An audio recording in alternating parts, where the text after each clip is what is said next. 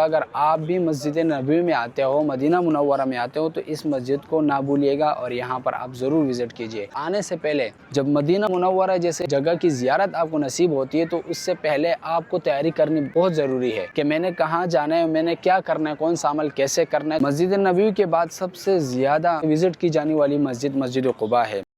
دوستو اس وقت میں موجود ہوں مسجد قباء میں اور مغرب کی نماز ہو چکی ہے۔ مغرب کی نماز کے بعد کے یہ مناظر ہے۔ یہ وہ مسجد ہے جو اسلام کے سب سے پہلی مسجد ہے، تاریخ کی سب سے پہلی مسجد، جو حضور صلی اللہ علیہ وسلم نے مکہ سے ہجرت کرنے کے بعد جیسے ہی مدینہ پہنچے تو یہاں قباء میں قیام فرمایا، اور یہاں پر پہلی مسجد جو ہے نا وہ آپ صلی اللہ علیہ وسلم نے اس کی بنیاد رکھی اور خود اپنے ہاتھوں سے اس کو صحابہ کرام کے ساتھ تعمیر کیا۔ تو یہ ماشاءاللہ اسلام کی بہت بڑی تاریخی مسجد ہے، اور مدینہ منورہ کے وزٹ میں اگر آپ مسجد قباء نہیں آتے تو کبھی بھی آپ کا وزٹ کمپلیٹ نہیں ہو سکتا۔ مسجد نبی کی زیارت آپ کی کمپلیٹ نہیں ہو سکتی اگر آپ مسجد قباء کو بھول گئے تو۔ اکثر لوگ آ جاتے ہیں جن کے پاس کوئی بندہ نہیں ہوتا گائیڈ کرنے والے، تو وہ جو ہے نا غلطی کر جاتے ہیں، کافی ساری چیزیں مس کر دیتے ہیں۔ ماشاءاللہ بہت ہی پیاری مسجد ہے۔ ابھی مغرب کی نماز ہو چکی ہے لیکن یہاں کے خوبصورت مناظر آپ دیکھیں۔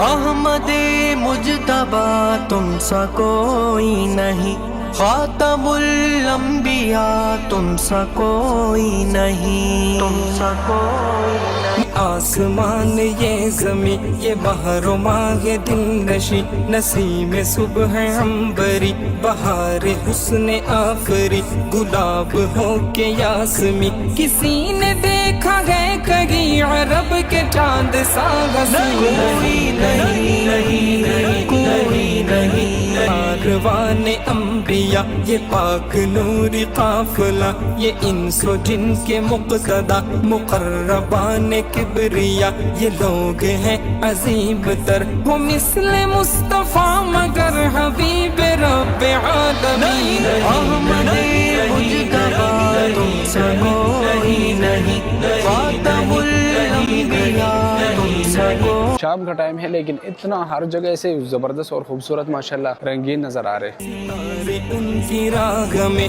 زمانہ ان کی چاہ میں، نبی کی خانقاہ میں ہے دو جہاں پناہ میں، مقام آپ کا وہ ہے جہاں کبھی نہ پہنچ سکے خیال و وہم اور یقین۔ نہیں نہیں نہیں نہیں۔ اس وقت میں موجود ہوں مسجد قباء کے بالکل سامنے۔ تو یہ ہے مسجد قباء، اور یہ وہ مسجد ہے جو اسلام کی تاریخ کی سب سے پہلی مسجد ہے، جو حضور صلی اللہ علیہ وسلم نے ہجرت کے پہلے سال ہی تعمیر کی۔ اور جیسے حضور صلی اللہ علیہ وسلم نے مکہ مکرمہ سے ہجرت کی، مدینہ منورہ پہنچنے سے پہلے قباء میں آپ صلی اللہ علیہ وسلم نے قیام فرمایا، اور اس کے بعد حضور صلی اللہ علیہ وسلم نے اسی قباء میں یہاں مسجد قباء تعمیر کی۔ یہ وہ مسجد ہے جہاں حضور صلی اللہ علیہ وسلم نے خود اپنے ہاتھوں سے اس مسجد کی تعمیر میں حصہ لیا، اور صحابہ کرام کے ساتھ مل کر اس مسجد کی تعمیر میں پوری خدمت کی۔ اور اس مسجد کے بارے میں آتے ہیں کہ اسلام کی تاریخ کی جو سب سے پہلی مسجد ہے، اس کی فضیلت بھی بہت زیادہ ہے۔ قرآن میں بھی اس کا ذکر آیا ہوا ہے، سورۃ التوبہ، جس میں اللہ تعالیٰ نے اس مسجد کا ذکر بھی کیا ہے۔ قرآن کے اس آیت میں اللہ تعالیٰ نے فرمایا کہ جس مسجد کی بنیاد تقوی پہ رکھی گئی ہے، اس مسجد کا حق بنتا ہے کہ اس میں عبادت کی جائے۔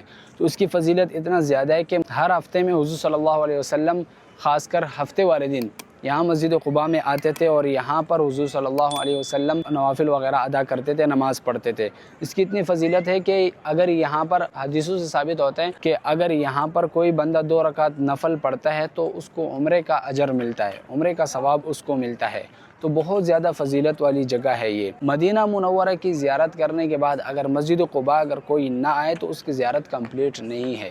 مسجد نبوی کے بعد سب سے زیادہ وزٹ کی جانے والی مسجد مسجد قباء ہے۔ تو آپ حضرات سے بھی میں یہی کہنا چاہوں گا، اگر آپ بھی مسجد نبوی میں آتے ہو، مدینہ منورہ میں آتے ہو، تو اس مسجد کو نہ بھولیے گا اور یہاں پر آپ ضرور وزٹ کیجئے۔ زیادہ تر لوگ آتے ہیں جن کے پاس کوئی گائیڈ کرنے والا بندہ نہیں ہوتا، تو وہ یہاں پر آ کے مسجد نبوی میں حضور صلی اللہ علیہ وسلم کے روضے کی زیارت کرتا ہے، اور اس کے بعد ان کو پتہ نہیں ہوتا کہ مسجد قباء کیا ہے، نہ ان کو تاریخ کا پتہ ہوتا ہے، نہ ان کے ساتھ کوئی ایسا ہوتا ہے جو ان کو گائیڈ کرے، تو وہ یہیں سے بھی واپس چلے جاتے ہیں۔ بہت سارے لوگ ایسے ہیں۔ تو میں اس ویڈیو کے ذریعے پیغام دینا چاہتا ہوں کہ یہاں پر مسجد قباء میں آپ ضرور آئیں، تاریخ دیکھیں، ویڈیوز وغیرہ دیکھیں، اور آنے سے پہلے جب مدینہ منورہ جیسے جگہ کی زیارت آپ کو نصیب ہوتی ہے تو اس سے پہلے آپ کو تیاری کرنی بہت ضروری ہے کہ میں نے کہاں جانا ہے، میں نے کیا کرنا ہے، کون سا عمل کیسے کرنا ہے۔ تو یہ بہت ہی فائدہ آپ کو ہو جائے گا، اور آپ کو باقاعدہ طور پر ہر چیز کا پتہ چل جائے گا۔ پھر آپ کو یہاں ٹینشن نہیں ہوگی کہ میں نے کہاں جانا ہے اور کیا کرنا ہے۔ تو اس طرح بہت سارے لوگ ہیں جو آتے ہیں، یہ سعادت حاصل کرتے ہیں، لیکن ان کی کمزوری اور بدقسمتی یہ ہے ان کو کوئی گائیڈ کرنے والا صحیح نہیں ہوتا، یا وہ جو ہے نا یہاں پر آ کے ویسے ہی واپس چلے جاتے ہیں۔ تو یہاں آ کے آپ ضرور ہسٹری کو پڑھیں، تاریخ کو جانیں، اور یہاں آنے کے بعد آپ ضرور ان اہم جگہوں کے بارے میں جانیں اور وہاں جائیں۔ جیسے یہ مسجد قباء ہے، تو یہاں پر تو 2 رکعت نفل پڑھنے بہت ہی افضل ہے، عمرے کا ثواب ہے۔ یہ آپ سے مس ہو گئے تو آپ کے لیے بہت نقصان ہے، تو اس لیے آپ اس مسجد کا وزٹ ضرور کیا کریں اور یہاں پر ضرور آیا کریں۔ دوسرا ہے کہ آپ کو ہر چیز کے بارے میں پتہ ہونا چاہیے، اس لیے زیادہ تاریخ تو میں نے بیان نہیں کیا، جو مختصر چیز تھی وہ میں نے آپ کو بیان کی ہے تاکہ آپ کو اس کے بارے میں پتہ چلے۔ باقی تاریخ بیان کرنے والے بہت سارے ساتھی ہیں، جو بہت سارے علماء کرام ہیں، بہت سارے یوٹیوبرز ہیں جنہوں نے اچھی طریقے سے تاریخ کو بیان کیا ہے ہر چیز کے بارے میں۔ تو میں ایک چھوٹا سا پیغام آپ کو یہ دینا چاہ رہا تھا کہ آپ یہ غلطی کبھی نہ کریں کہ مسجد قباء کو بھول جائیں اور آپ چلے جائیں۔ تو مسجد نبوی میں اگر آپ آئے ہیں یا آنا چاہتے ہیں، اللہ تعالیٰ آپ کو کبھی یہ زیارت نصیب فرمائے، تو آپ مسجد قباء کو ضرور وزٹ کریں اور یہاں ضرور آئے، 2 رکعت نفل یہاں ضرور پڑھیں۔ باقی یہاں کی خوبصورتی بھی بہت ہی الگ ہے۔ آپ جب مسجد نبوی سے آؤ گے قباء کی طرف، تو آپ پیدل اگر آپ آؤ گے تو آپ کا 15-20 منٹ کا راستہ لگے گا، 15-20 منٹ کا سفر ہے۔ آپ یہاں آؤ گے تو مدینے کی خوبصورت گلیاں آپ جب ان سے گزرو گے تو آپ کا دل وہیں رہ جائے گا، جانے کا دل آپ کا نہیں کرے گا۔ ایسے خوبصورت گلیاں اور ایسے خوبصورت ماحول یہاں کہ آپ اپنا دل ہی یہاں چھوڑ کے چلے جائیں گے، اور زندگی بھر آپ یاد رکھیں گے کہ مدینے کی گلیوں پہ میں پھرا تھا۔ اور جیسے وہ کہتے ہیں نا کہ ہم وہاں جا کے قصداً بھٹک جائیں گے، لوگ ڈھونڈتے تھک جائیں گے۔ تو وہ جو شاعر نے یہ اشعار پڑھے ہیں تو یہ بہت ہی خوبصورت اشعار ہے۔ تو یہ کیوں پڑھے ہیں؟ تو یہ مدینے کی گلیوں میں جب آپ ایک دفعہ بھی پھریں گے تو آپ کو اندازہ ہوگا کہ اس اشعار کا کیا مطلب ہے اور شاعر نے کیوں ایسا کہا ہے۔ تو آپ بھی ضرور آئیں یہاں پر اور مدینہ کی وزٹ کریں۔ اور عشاء کی نماز کا وقت ہے، اجازت دیجیے۔ السلام علیکم ورحمۃ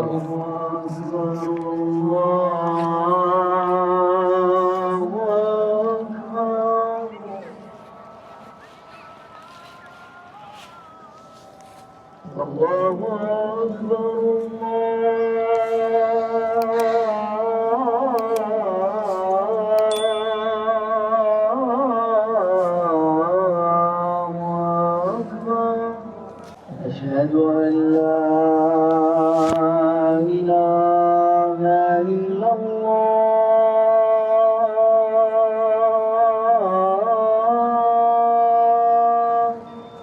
حي على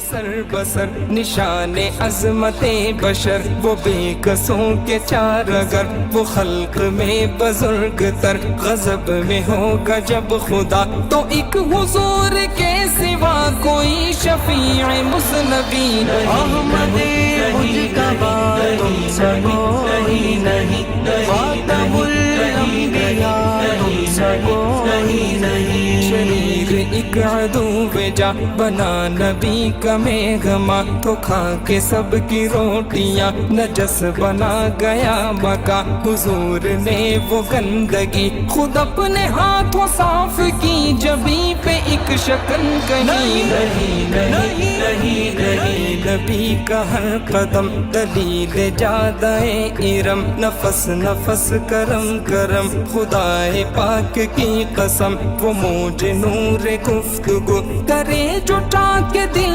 رفو، بھلا جواب ہے کہیں کوئی نہیں نہیں نہیں، اپنی امت امامت کا شرف سب کو ملا،